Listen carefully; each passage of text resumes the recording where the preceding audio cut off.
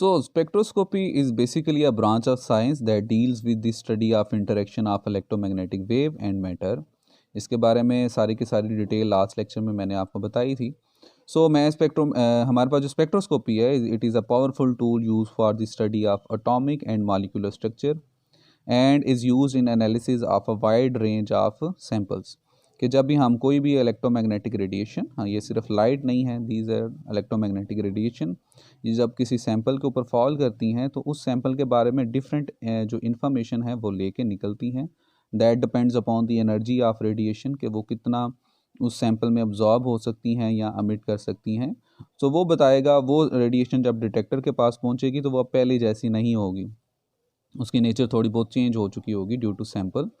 अब जो कितनी चेंज होगी, क्या वेरिएशन आएगी, उसकी बुनियाद पर डिटेक्टर के थ्रू हम बता सकते हैं कि ये सैंपल किस तरह का है. फॉर एग्जांपल, एक सादी सी एग्जांपल अगर मैं दूं, कि अगर जब आप अपने हाथ को किसी चीज़ के ऊपर हिट करते हैं तो अगर तो वो आसानी के साथ टूट जाए तो उसके बिहेवियर से आप अंडरस्टैंड कर सकते हैं कि ये किस तरह का मटेरियल है, किस तरह के एटम से मिलकर बना है, क्या ये स्ट्रॉन्ग था, मैकेनिकली स्ट्रॉन्ग था या वीक था या इंटरमीडिएट था. सेम उसी तरह जब हम अपनी रेडिएशन को, जो वेव और पार्टिकल दोनों नेचर रखता है, जब सैंपल के ऊपर फॉल करवाते हैं तो फॉल करने के बाद जो रेडिएशन का बिहेवियर है वो पहले की निस्बत चेंज हो जाता है, और डिटेक्टर के थ्रू उसी चेंज को देख के हम अंदाज़ा लगाते हैं कि ये सैंपल किस तरह का है.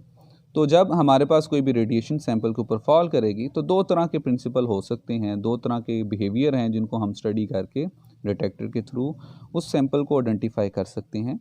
वो दो प्रिंसिपल हैं, या तो अब्जॉर्प्शन का होगा या फिर एमिशन का. कि जब रेडिएशन सैंपल के ऊपर फॉल कर रही है तो दो तरह के प्रोसेस हो सकते हैं, अब्जॉर्प्शन का भी और एमिशन का भी. सो अब्जॉर्प्शन को देख के भी हम उसकी नेचर के बारे में बता सकते हैं और एमिशन को देख के भी हम उसके बारे में बता सकते हैं. सो इसी बुनियाद पे आगे फिर हमारे पास डिफरेंट टेक्निक्स बनती हैं स्पेक्ट्रोस्कोपी की, कि आप कौन सा पैटर्न स्टडी करना चाह रहे हैं, अब्जॉर्प्शन का या एमिशन का.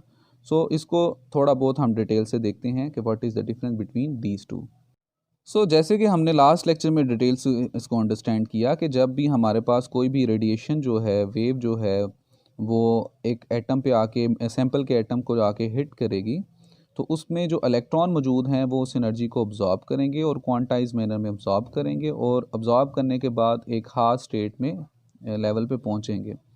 और क्योंकि उसने कुछ एनर्जी उसकी अब्जॉर्ब कर दी है तो उसकी कुछ एनर्जी कम हो जाएगी, जो रेडिएशन हमने फॉल करवाई थी, एनर्जी कम होने से उसकी वेवलेंथ भी चेंज हो जाएगी. और जब हम इसको डिटेक्टर के थ्रू देखेंगे कि हमारी रेडिएशन में कितना चेंज आया है, तो उसके थ्रू हम बता सकते हैं कि इस एटम ने कितनी एनर्जी को अब्जॉर्ब किया है.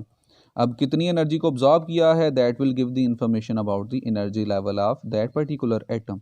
और अगर हमें एटम के एनर्जी लेवल्स के बारे में पता चल जाएगा तो हम बता सकते हैं कि ये एटम किस तरह की नेचर का है और कौन सा है.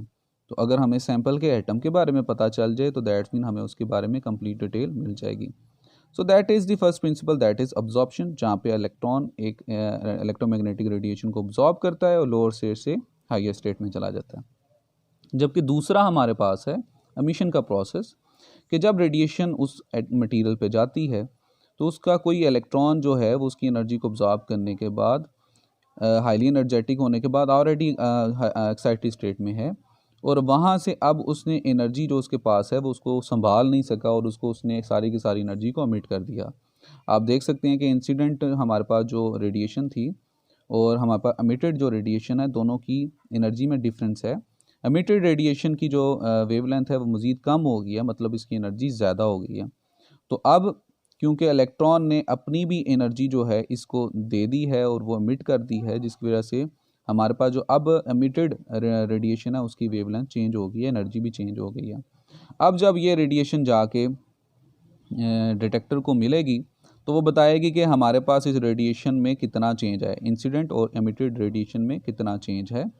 सो उससे हम चेंज से देख सकते हैं कि हमारे पास जब इलेक्ट्रॉन एक दो एनर्जी लेवल के दरमियान मूव कर रहा है, वाइब्रेट कर रहा है, तो कितनी एनर्जी का उसका डिफरेंट है. अगेन इस तरह हमें इसके एनर्जी लेवल के बारे में इंफॉर्मेशन मिलेगी.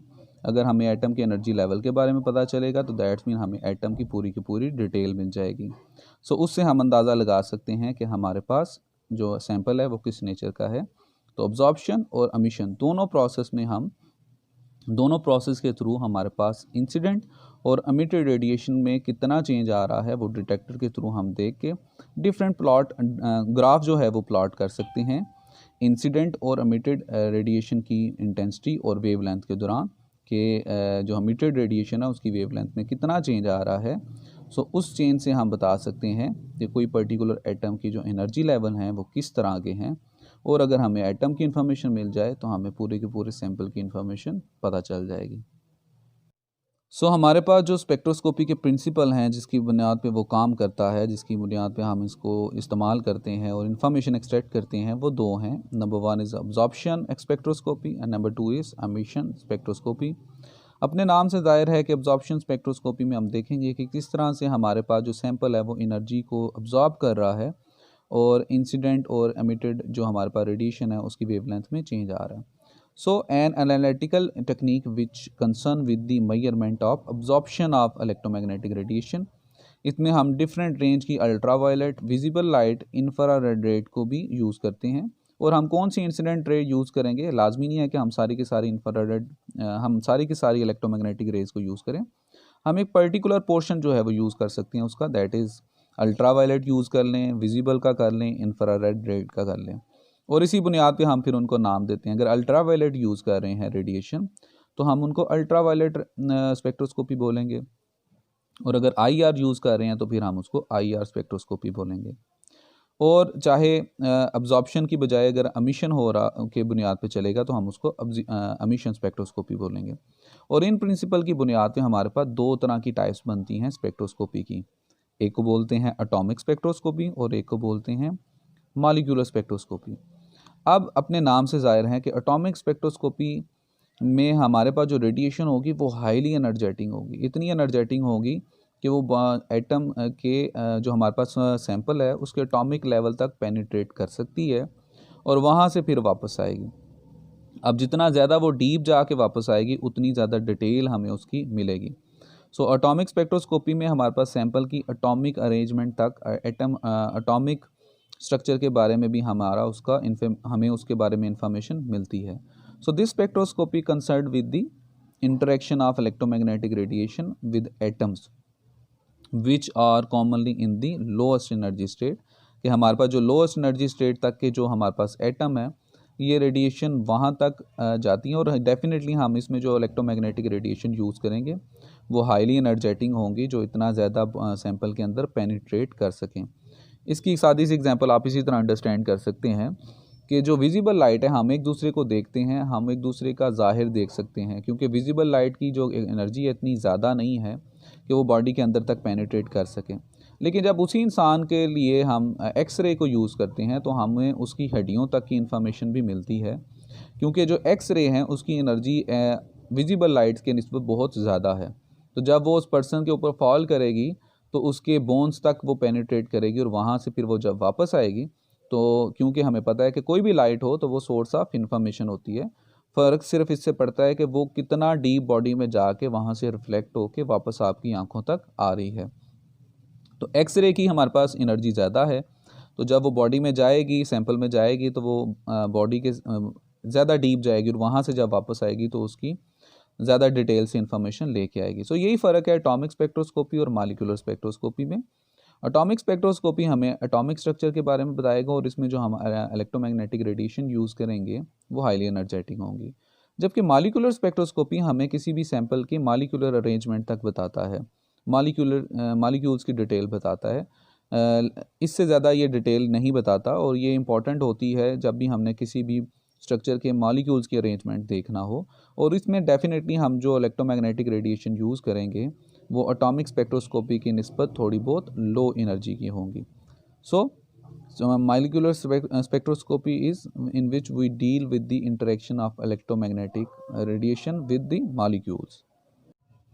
आज के लेक्चर में हमने देखा कि स्पेक्ट्रोस्कोपी की हिस्ट्री क्या है, इसकी बुनियाद कहाँ से पड़ी और इसको हमने क्यों कर यूज़ करना शुरू किया। उसके बाद व्हाट इज़ स्पेक्ट्रोस्कोपी, हमने देखा कि स्पेक्ट्रोस्कोपी है क्या, ये हमें हमारी कौन कौन सा हमें एडवांटेज देती है, किस तरह से ये किसी भी सैंपल के स्ट्रक्चर को अंडरस्टैंड करने के लिए यूज़ होती है, और इसका वर्किंग प्रिंसिपल क्या है, किस बुनियाद पे हम स्पेक्ट्रोस्कोपी जो है वो काम करती है। हमारी स्पेक्ट्रोस्कोपी किस वर्किंग प्रिंसिपल मतलब कि एब्जॉर्प्शन का और एमिशन का हम यूज़ करके स्पेक्ट्रोस्कोपी के प्रोसेस को करते हैं। और लास्ट में हमने टाइप्स देखी। वैसे तो बेशुमार हमारे पास टाइप्स हैं, लेकिन काम की बुनियाद पे अगर देखा जाए तो हमारे पास स्पेक्ट्रोस्कोपी दो तरह की हैं, एक को बोलते हैं एटॉमिक स्पेक्ट्रोस्कोपी और एक को बोलते हैं मॉलिक्यूलर स्पेक्ट्रोस्कोपी। अपने नाम से जाहिर है कि एटॉमिक स्पेक्ट्रोस्कोपी हमें किसी भी बॉडी स्ट्रक्चर की एटॉमिक लेवल की अरेंजमेंट तक की इन्फॉर्मेशन दे सकती है, जबकि मॉलिक्यूलर स्पेक्ट्रोस्कोपी जो है वो मॉलिक्यूल्स तक की अरेंजमेंट हमें दे सकती है।